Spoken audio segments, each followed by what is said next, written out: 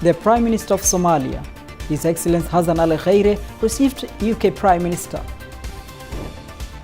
The Standing Committee for the House of the People discusses the prioritizing agendas for the 4th parliamentary session. ISIS leader in Afghanistan has been killed in air strike, says US military officials.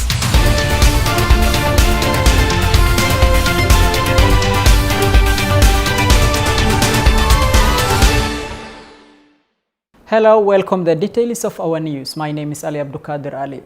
The Prime Minister of Somalia receives UK Ambassador to Somalia, David Williams, at his office in Mogadishu. His Excellency Hassan Ali Khaire, the Prime Minister of Somali Federal Government, has today on Monday received the UK Ambassador to Somalia. The two sides discussed bilateral ties between the two countries. A higher-level delegation from Sudan visited to Mogadishu today that led by Sudanese National Intelligence Director Salah Abdallah Mohammed.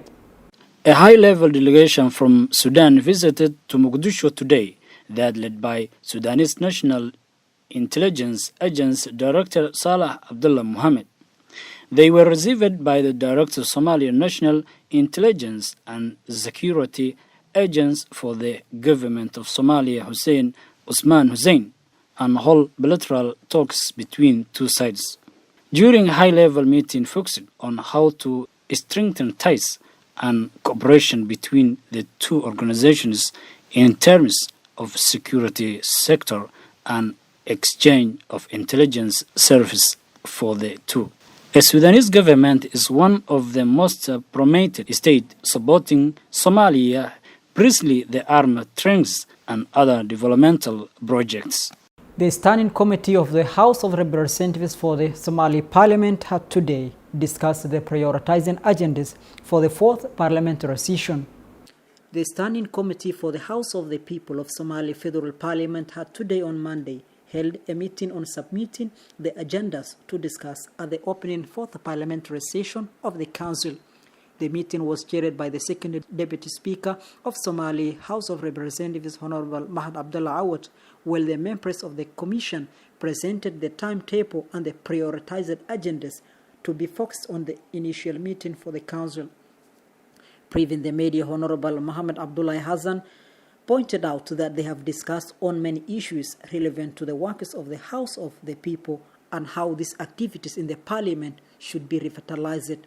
In his speech, Honorable Muhammad Abdullah said that the committees of the Council are needed to speed up to present the laws submitted so far with the help of experts and stakeholders. Somalia signs investment deal with Japan to improve the ties between the two countries. Director of International Cooperation on Ministry of Foreign Affairs, Dahir Salat, has met with officials from Japan International Cooperation Agency CHISA on future cooperation between Somalia and Japan.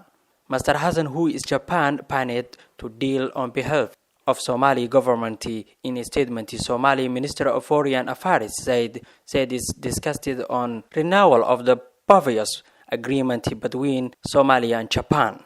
Accounting to Japan, Asian country has contributed about 300 million to the federal government of Somalia, out of which 100 million indirected to security since 2007. Some of Japan and Norway companies have restarted their operation in Somalia mid this year. The automotive again motor Toyota Corporation had resumed in operation in Mogadishu after 27 years. International stories. ISIS leader in Afghanistan has been killed. This comes after operation carried out by the National Army allied with NATO forces in the country. ISIS fighters have been killed in an air strike in Nagarra province, according to provincial spokesman Abdullah Khani in Afghanistan. The air strike was carried out by Afghanistan and coalition forces after receiving intelligence from Afghanistan's National Directorate of Security. The U.S. Force Afghanistan spokesman Lieutenant Colonel Martin Donald confirmed that the U.S. targeted senior leader of designated terrorist organization in Afghanistan. He pointed to the statement by spokesman for Afghanistan President Ashraf Ghani that the head of ISIS called Daesh by the US military in Afghanistan, was killed in the air strike. The UN says Myanmar's army must face genocide charges. The United Nations investigators on Monday called for an international probe and prosecution of Myanmar's army chief and 5 other top military officers. Some 700 Rohingya Muslims fled northern Rakhine state to Bangladesh after Myanmar launched a brutal crackdown in August last year on insurgents amid accounts of arson, murder and rape at the hands of soldiers and vigilante mobs in the mainly Buddhist country. Myanmar has vehemently denied allegations of ethnic cleansing, insisting it was responding to attacks by Rohingya rebels. But on Monday, a UN-backed fact-finding mission into violations in Myanmar said the country's top military generals, including Commander-in-Chief Senior General Min Aung Hlaing, must be investigated and prosecuted for genocide in the north of Rakhine state. They are in flagrant disregard of the life, property and well-being of civilians. They are marked by extreme levels of brutality and disproportionality. They are in the pursuit of deeply discriminatory and exclusionary visions, primarily affecting ethnic and religious minorities. This results in the consistent patterns of serious human rights violations and violations of international humanitarian law in Kachin, Shan and Rakhine states outlined in our report. The mission, which was created by the UN Human Rights Council in March 2017, concluded in a report that there is sufficient information to warrant the investigation and prosecution of senior officials in the Tatmadaw chain of command. The scale, brutality, and systematic nature of rape and violence indicate that they are part of a deliberate strategy to intimidate, terrorize, or punish the civilian population. The investigators named Min Aung Hlaing and 5 other top military commanders, adding that a longer list of names could be shared with competent and credible body, pursuing accountability in line with international norms and standards. Uganda's Bobby Wine granted bail. Uganda court has granted a bail to Kyadondo. SNTV reported Kyagulanyi, also known as Bobby Wine, and his 12 co-accused colleagues who are facing treason charges. So for the 12 applicants, their applications for bail is allowed. I'll set further conditions so that they don't have to wait in the courtroom. Each of them is to execute